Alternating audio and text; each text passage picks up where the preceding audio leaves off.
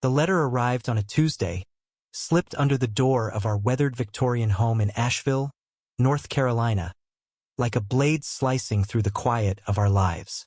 "Your mother ruined my family," it read, the words scrawled in angry, jagged ink, "and I'm coming for her." My heart stopped as I stood in the foyer, the paper trembling in my hands, knowing this wasn't just a threat, it was a promise. I'm Ezra Washington, 25, a barista by day and a dreamer by night, living with my mother, Clara, in this creaky old house filled with her laughter and my sketches. She's a 52-year-old firecracker, a black woman who runs a local nonprofit for at-risk youth, her heart bigger than the Blue Ridge Mountains that cradle our town.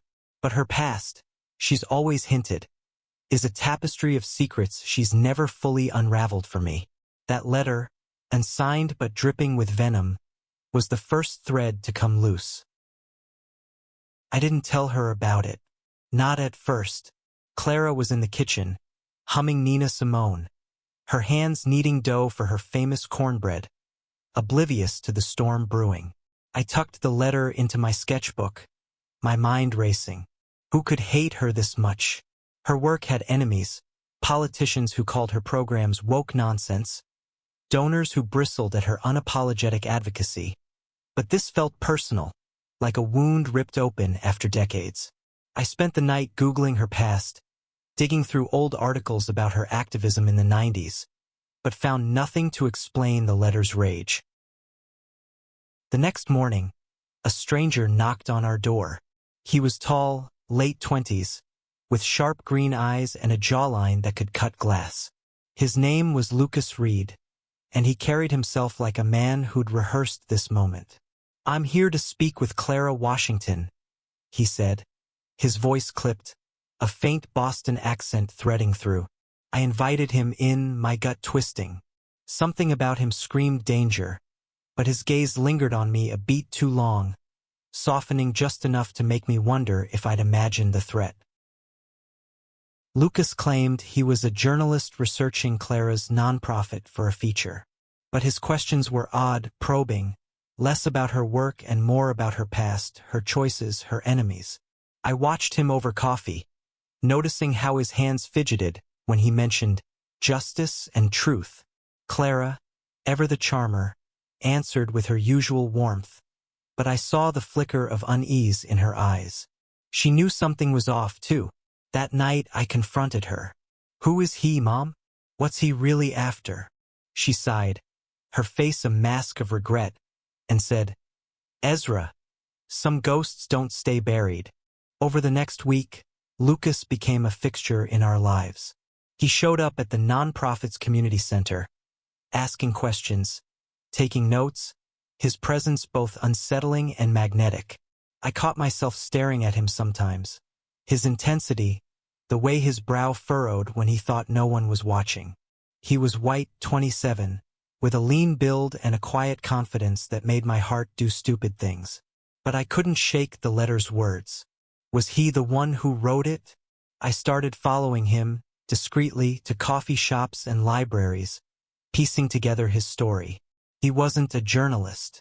He was a private investigator, hired by someone with a grudge against Clara. One evening, I tailed him to a park near the French Broad River. He sat on a bench, staring at the water, his face a storm of conflict. I approached, my heart pounding. "Why are you really here, Lucas?" I demanded. He froze, then turned, his eyes locking onto mine. "You wouldn't understand," he said, but his voice cracked, betraying something raw. I pressed him, my anger flaring. "Try me. That letter you sent." "Yeah, I found it. You're here to hurt my mom." His face paled. "I didn't send it," he whispered. "But I know who did." Lucas confessed he'd been hired by a man named Richard Hale, a wealthy businessman whose sister, Ellen, had been Clara's best friend in the 90s. Ellen died in a car accident, and Richard blamed Clara, claiming she'd led Ellen into a reckless life of activism that ended in tragedy. Lucas was supposed to dig up dirt, ruin Clara's reputation, make her pay. But as he spoke, his voice softened. "I didn't expect you," he said, his eyes searching mine. "You're different. Real." My breath caught. "I'm gay, out since I was 16, and I'd never felt a pull like this. A mix of fear and longing that made my chest ache." We sat on that bench until the stars came out, talking, unraveling truths. Lucas admitted he was questioning everything. His job, his loyalties, even himself. He'd grown up in a rigid, conservative family, taught to see the world in black and white. Meeting me, seeing Clara's work, was cracking that facade. I told him about my life, my art, the way Mom raised me to love fiercely despite the world's hate. For the first time, I saw him smile, a small, unguarded thing that lit up the night. But the letter's shadow loomed. Richard Hale wasn't done.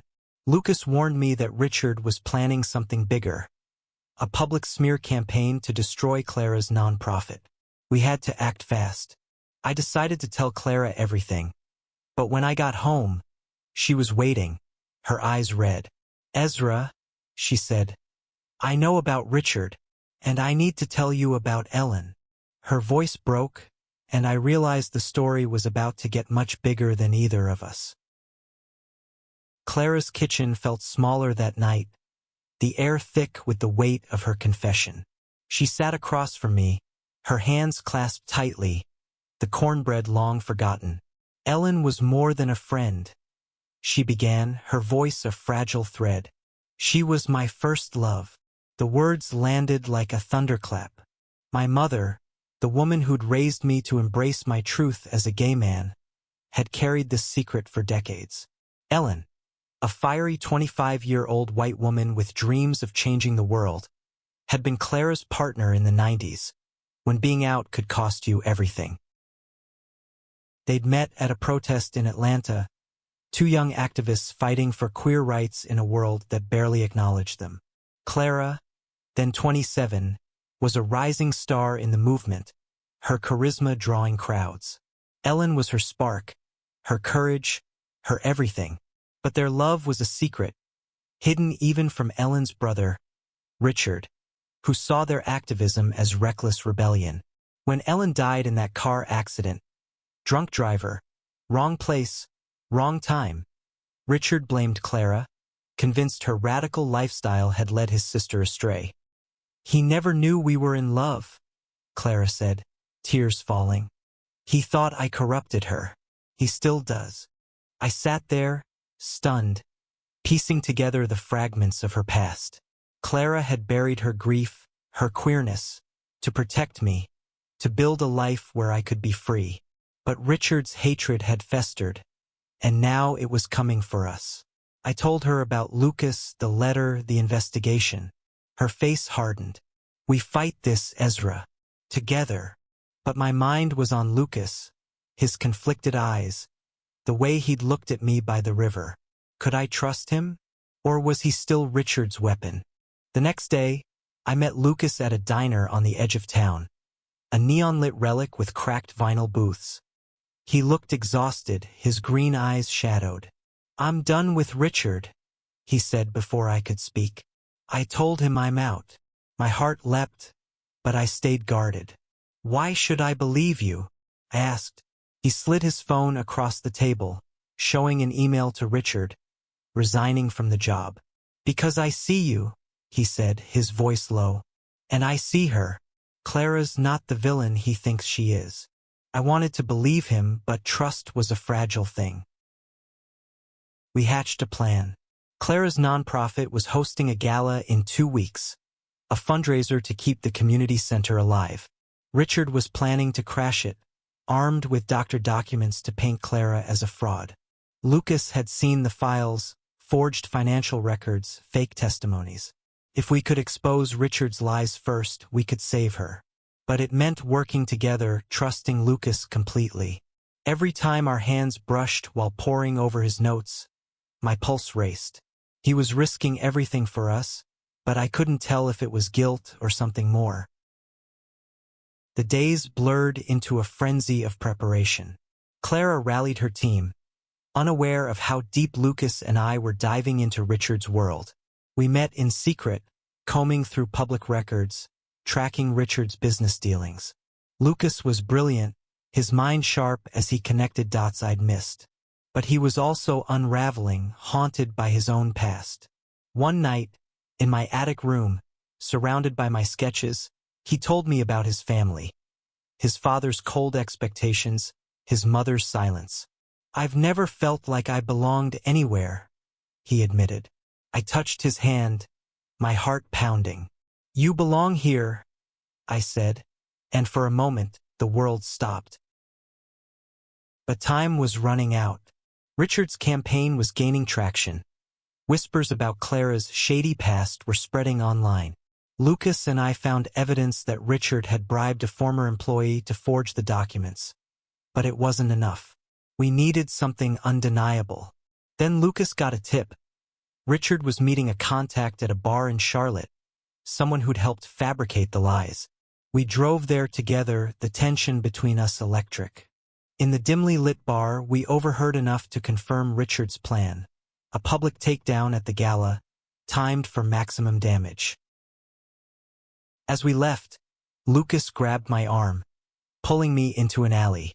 "Ezra, if this goes wrong, I need you to know." He stopped, his breath shaky. Before I could think, I kissed him. It was fierce, desperate, a collision of fear and want. He kissed me back, his hands framing my face, and for that moment, nothing else existed. But when we pulled apart, reality crashed in. "We have to stop him," Lucas said, his voice raw. I nodded, my heart still racing, knowing we were in deeper than ever, both with Richard and with each other. The gala was a glittering facade, the community center transformed with fairy lights and jazz drifting through the air. Clara stood at the podium, radiant in a deep blue dress, her smile masking the storm we all knew was coming. I stood in the crowd, my heart a war drum, scanning for Richard. Lucas was nearby, his eyes locked on the entrance, his presence both a comfort and a distraction. Since that kiss in Charlotte, we hadn't spoken about us. There was no time, no space for the fragile thing growing between us. But every glance he sent my way felt like a promise. The plan was simple but risky. Lucas had hacked into Richard's email, finding a draft of his speech. A vicious attack on Clara, accusing her of embezzlement and exploiting vulnerable kids.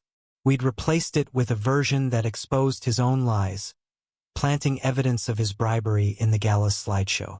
If it worked, Richard would humiliate himself. If it failed, Clara's life's work would crumble. I gripped Lucas's hand under the table, his fingers steadying me. "We've got this," he whispered, and I believed him. Then Richard arrived. He was older than I'd imagined, late 50s, with silver hair and a predator's smile. He moved through the crowd like he owned it, shaking hands, his eyes fixed on Clara. I felt sick, knowing this man had spent decades hating my mother for a love he never understood. Lucas leaned in, his breath warm against my ear. "He's got the USB with the fake files. We swapped it this morning."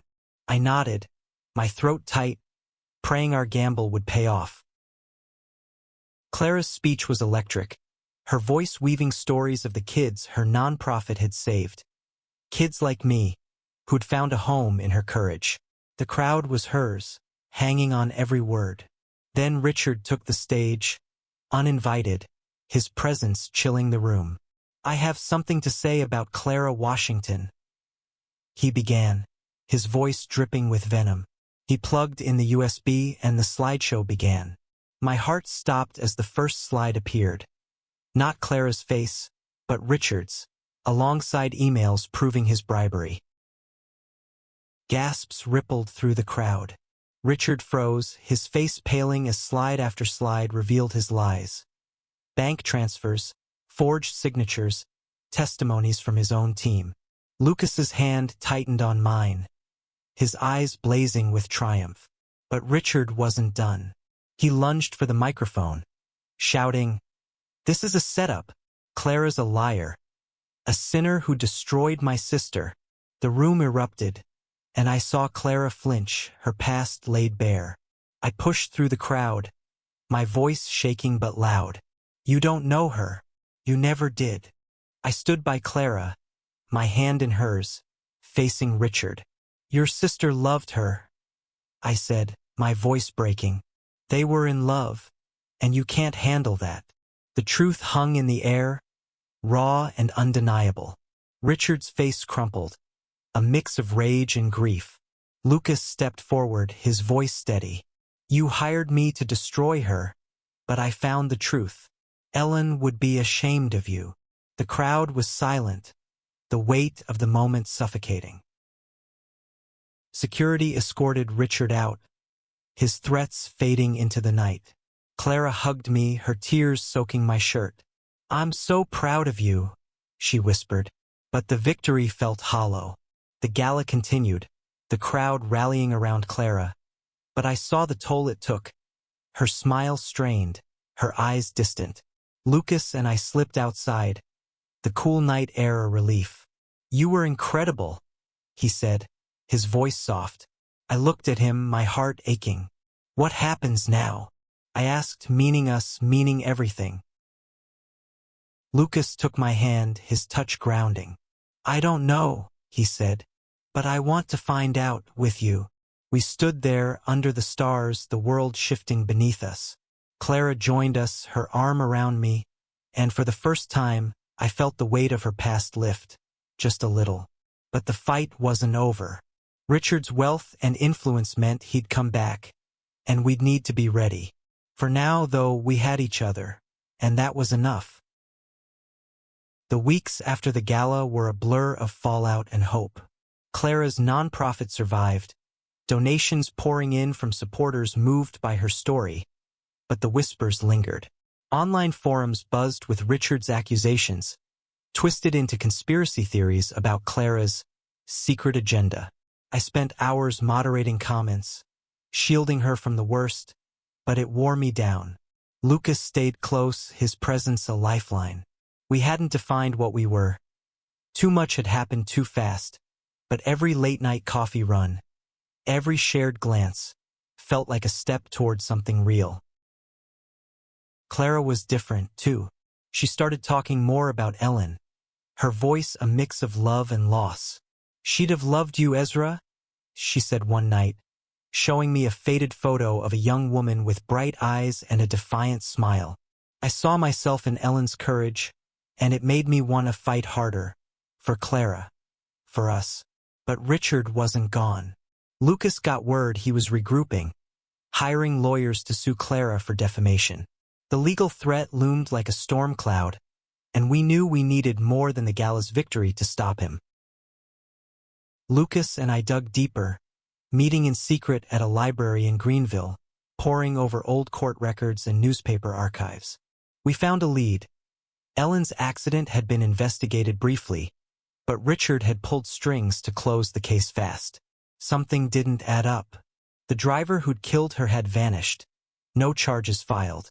Lucas's investigator instincts kicked in, and he tracked down a retired cop who'd worked the case. The cop, now 70 and living in a trailer park, confirmed our suspicions. Richard had paid to bury evidence, protecting his family's name. Ellen's death wasn't just a tragedy. It was a cover-up. Armed with this, we confronted Clara. She deserved to know. Her face went still as we laid out the evidence, her hands trembling. I always wondered, she whispered. He said it was my fault, but I never believed it.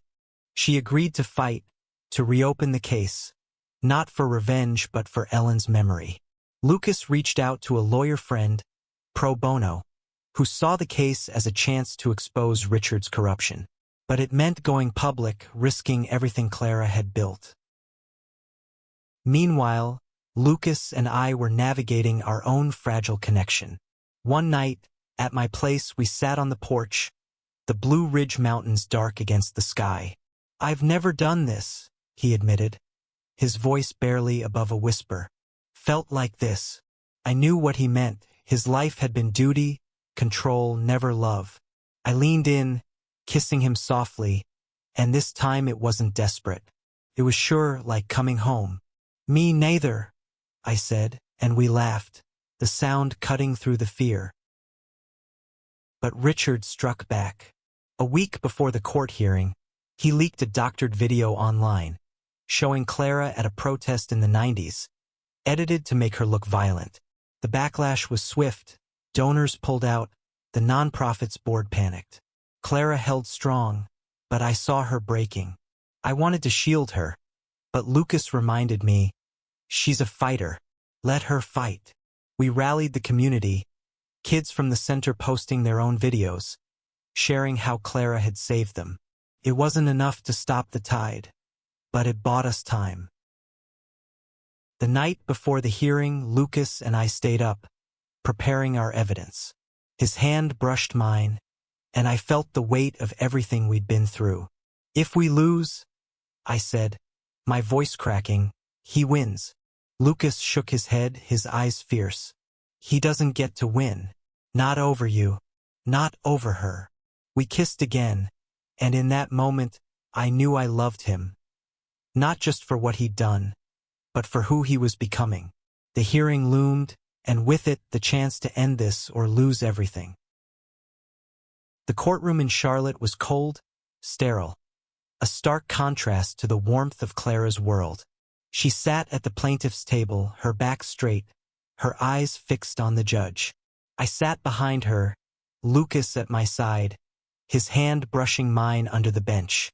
Richard was across the room, his lawyers a wall of suits, his face a mask of confidence. But I saw the flicker of doubt in his eyes when our lawyer, a sharp 40-year-old woman named Maya, began presenting our case. We weren't just fighting for Clara. We were fighting for Ellen, for truth, for every kid who'd ever found hope in Clara's work.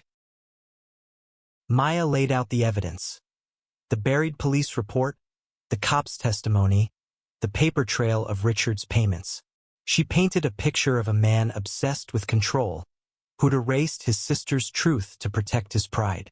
Richard's lawyers countered, twisting Clara's activism into a scandal, but Maya was relentless. She called me to the stand, and I spoke from my heart. About Clara's love, her sacrifices, the way she'd raised me to be proud of who I am. I looked at Lucas as I spoke, his nod giving me strength. "My mother loved Ellen," I said, my voice steady, "and that love made her who she is." Then Clara took the stand. She didn't hold back, telling the story of her and Ellen, two women who loved fiercely in a world that tried to crush them. The courtroom was silent, her words a hymn to resilience. Even Richard's lawyers seemed shaken. When she finished, there were tears in the judge's eyes. Lucas squeezed my hand, and I knew we'd done something bigger than winning a case. We'd given Ellen's story back to the world. The judge ruled in our favor. Richard's cover-up was exposed, his defamation case thrown out. Clara's nonprofit was safe, her reputation restored. Outside the courthouse, reporters swarmed, but Clara just hugged me, her smile brighter than I'd seen in months. Lucas stood nearby, his eyes on me, and I felt the future opening up, vast and terrifying and beautiful. Richard disappeared, his empire crumbling under the weight of his lies. Clara started a new program at the center, named for Ellen, to support queer youth. Lucas and I moved slowly, building something real. We'd sit in that same park by the river talking about art, love, the lives we wanted. One evening, as the sun set, he took my hand and said, "I came here to break something. Instead, you built me." I laughed, tears in my eyes, and kissed him, knowing we'd face whatever came next together. Clara watched us from the porch sometimes, her smile soft. "You remind me of us," she'd say, meaning her and Ellen. It wasn't just a victory over Richard, it was a reclaiming of love, of truth, of the right to exist unapologetically. The mountains stood watch over Asheville, steady and eternal, and I knew we'd carry this fight forward, not just for us, but for everyone who'd ever been told their love was wrong. and in that we found our meaning.